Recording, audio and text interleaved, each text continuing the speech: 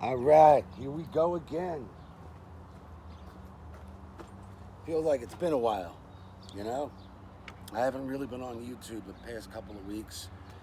Uh, I try to respond to any kind of alert, but I apologize really to everybody out there whose videos I do watch. I just, I'm really, I'm just constantly busy. It never ends. You know, with the kids home from school, watching the granddaughter, my wife's new working hours, so you know I got to make my time with her now.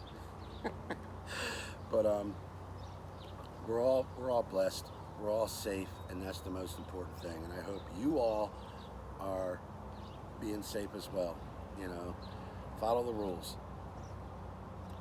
Let's put a lid on this damn thing because I'm about tired of it. Okay. Now, you guys, most of you guys know me, all or none. Sometimes I won't even go on YouTube because I figured I like to really spend time on it. It's a sickness. I, uh, I figure, hey, if I can't shoot a video, then I ain't watching nobody's. There you go. There it is. I'm just kidding. Really, it is, it is quite the task for me to take this time to do this. You know, try to put a little video together. You know, if I can help one person, awesome. I did my job. But just trying to find the time is not easy. You know, I haven't really been buying any knives or anything like that. What I have has basically been sitting here. I think in the past 3-4 months, I think I bought like maybe 2 or 3. I still got 3 from overseas that I ordered, you know, before this whole lockdown began. So as soon as the shipping lanes open up again, I'll have some more beautiful knives coming to you from the Kukri House. And they were basically almost done, that last project, until, you know, this happened. So anyway, that's okay. You know, this is nothing compared to life. That will get here, it'll get here. If not, oh well. And speaking of the Kukri House, Nepal, Kathmandu, have you guys watched American Idol? Did you see that kid, Arthur Gunn, I do believe his name is, from Kathmandu? This guy is phenomenal. I love his voice. It's funny because like his signature song, I actually did a couple months ago in the beginning of one of my videos, but he does it so good. You know the one, someone told me long ago. You got to hear his version. He's got a couple of them. The dude's amazing. And he didn't win. He was the runner-up, but I wish him all the best. Congratulations to the winner, just Sam. But I'm more of a Arthur Gunn fan. All right. So congratulations, Arthur. And I'm sure you and your family are over the moon with this. And you know, you made me happy. Speaking of happy, my other passion, knives. Okay. You guys all saw the Condor video. The Condor Plan A. All right, see my little setup here? All right, I got it shoulder harnessed. Okay, so I'm thinking it needs a little brother. Now, it came down to 2 knives. The Condor SBK or the Condor the Ripper. So I was checking out the specs, and when I was going over reviews and some details about the SBK, I just said, you know what? It's a Julio Diaz design. It's made of this 1075 high carbon. Almost looks like it could be the Plan A's younger brother. But the SBK, they say, is an all-purpose knife. You know, it's great for camping, bushcraft, survival, whatever. So I go, well, this does that. It's just, you know, a lot bigger. You know, the Condor Plan A. Do I just want a miniature version of this? This? And I read on. And I found the Ripper. Okay? Let's just talk about the Sheath for a little bit. Same concept as the Condor Plan A. The Kydex sheet, leather loop, and you can switch this to a left-handed draw. You just got to unscrew this thing back here. I even believe you can wear it horizontal if you want, all right? But that's completely up to you. So this sheath, same design. All right, let's just talk about these specs here for a moment. That's the SBK. We don't need that right now. The Ripper, Kydex with the leather belt loop. Again, you can switch this. This is set up for right-hand draw, but you can switch it up to make it a left hand. Just take those screws out, switch around, and I do believe you can even switch it again if you want to go horizontal. All right, although I think it's going to be upside down if you do that, but no big deal. This knife isn't going anywhere. I mean, it's in there. It is in there. Okay, lately I've been learning a little bit more about grinds. Now, the SBK has a Scandi grind. Guess what? So does the Ripper.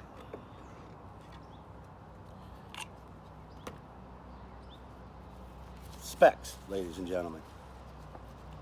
First of all, part number CTK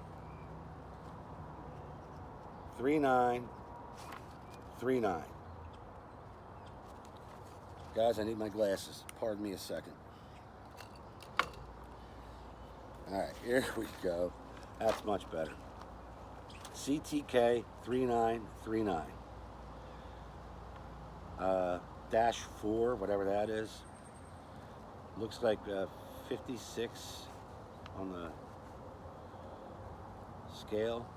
Blade length 4.56. That's 115.8 millimeters. Handle length 4.63. That's 117.5 millimeter. Overall length 9.19 inches. That's 233.3 millimeters. Blade thickness 0.12, 3 millimeter.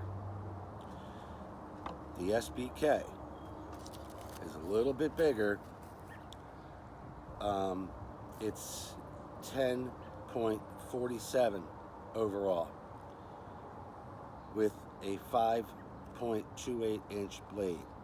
This is a 4.56 blade. The blade material, this is 1095 high carbon steel. The SBK is 1075. This is a drop point. The SBK is straight back. Again, the grind is Scandi. Both of them are Scandi. And it makes me wonder how many of these Scandi knives do I actually have in my collection. Guys, you know me. I just collect them for the beauty and collection purposes only. It was like a year and a half ago I started really getting more into learning more about the knives. And that's when the videos started. Thank you, Donnie B. all day. You created a damn monster. Okay, the Ripper. The blade finish, blasted satin. The SBK, black traction powder coating. Handle material, micarta. Same with the SBK. both made by Julio Diaz. All right, I just wish I had the SPK next to it, but I shouldn't even really be talking about it, but that's what I was doing when I was trying to decide which one do I want. Now here comes the fun part. There was a key word in the description. Let me get rid of these. There was a key word in the description for the Ripper. And that word is whittling. Whittling wood. It's great for drilling holes, whittling wood, and in meal preparations. Ergonomic handle, does feel good. Comfortable all day use. Great grip. Its sheath is set up to be carried right-handed, but with a few minor adjustments, can be for left-hand carry as well. All right, so that word, whittling, yeah, that cracked me up. That's a word that's not used enough in my life. And when I hear that word, I think of my grandfather. He would, like, at a campfire, or just sitting around, you know, he'd be out back on a, you know, on a nice summer afternoon. He'd sit under a tree, and you'd see him over there with his knife. I always thought it was a pocket knife. And he always carved, like, these little, you know, animals or little figurines. And he would even paint them, the ones that turned out good. One day, I thought he was eating an apple. Carving an apple, but it wasn't. I went to grab it. It was a hunk of wood.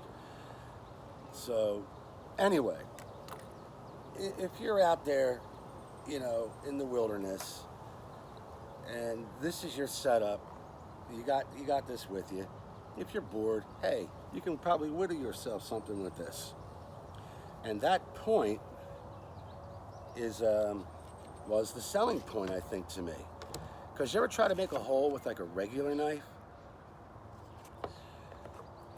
It's kind of hard to do. It's a little messy. So we're going to try this together, ladies and gentlemen. We're going to play with it a little bit. Are we done with the specs? Because we're going to take a little walk. Let me get together here. Give me a minute, and I'll be right back to you, okay? Hey, thanks for sticking with me here. I know you guys are all dying to see this. All right. Well, the one thing is this is a, you know, factory out of the box sharp. So I didn't mess with it. So let's just see what we got here. All right. Not too bad. A little hesitation there. Could definitely use a touch-up. All you knife sharpening whizzes out there, you can get this thing wicked sharp. I mean, it really is sharp in my opinion.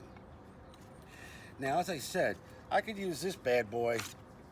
You saw my video review on this. What a chopper. But sometimes you want the smaller tasks and you don't want to be dealing with such a, you know, a big old knife. So that's what the little guy's for, right? The Condor Ripper. Now, I don't really have good wood around here, so I don't know, this is crap.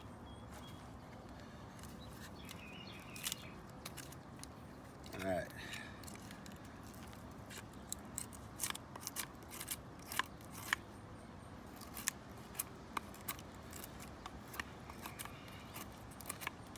I would definitely want to sharpen this up, but for, say, cutting fat wood, this is pretty nice. I'm getting some really nice shavings off of this for this beat up branch that's been sitting out here every season, getting rained on, snowed on. So I could definitely get some awesome kindling going with this, you know. I just want to try to see if I can do a hole. You try to use your regular, you know, Bowie knife, you might perhaps bust the tip. I don't know. I'm not going to try it. I mean, this steel is, you know, on the plan A, it's 1075. It should hold up, but I'm not taking that chance. Why? Why would I do that when I have this guy here, and it specifically said it's great for drilling holes? So let's see what we got here. I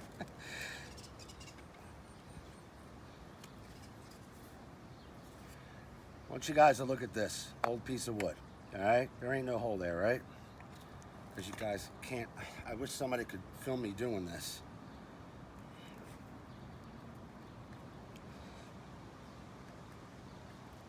Wow.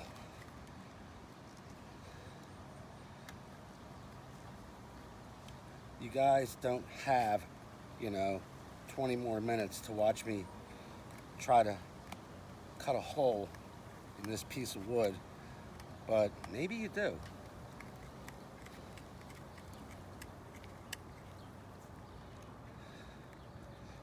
That's pretty nice. Hold on.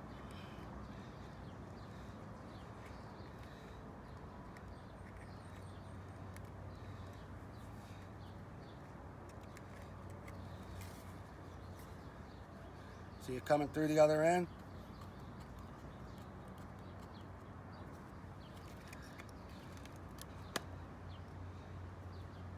So if you wanted to, if you were in a survival situation and you needed a pair of shoes, you got something that can make shoelaces for you.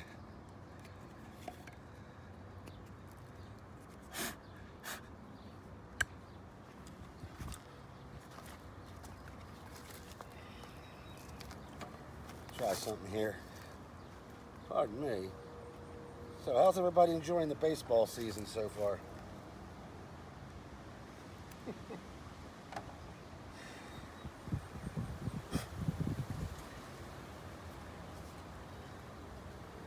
want to try something real quick. That's funny.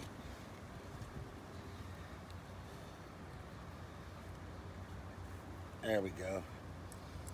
So we know it'll definitely pierce you a hole. And absolutely no damage to the blade. So, you're in, you know, you're hunting, you're camping, you're whatever, and you don't have your proper, say, whittling tools, and you happen to have this, sit around the campfire, carve yourself a flute, because you just saw it could make holes. All right. I don't know where you're going to find, you know, bamboo or whatever. What do they say? Bass wood is like the best for whittling, but you could always use tree branches. There ain't nothing wrong with that.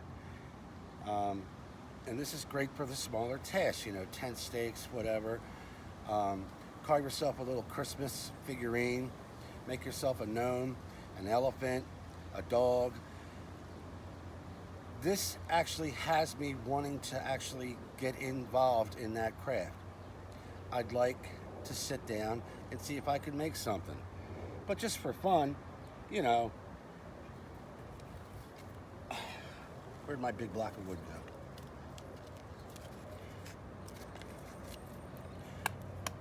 It's a nice little camp knife, if you don't have both. Me, I have to have them both. So, it was either this or the SBK. I want to go with this only because of that purpose of making some holes. Maybe I'll make a trumpet or a saxophone out of this. It's a joke, guys. Anyway, I hope you enjoyed this video. Takes a nice little bite. And be careful, everybody. Stay safe as always. And I'll be seeing you soon. I got a lot more in there I got to get to. It's just finding the time to do it. All right? So be careful. Like, subscribe, dislike, tell me why. Take care, everybody. Be safe.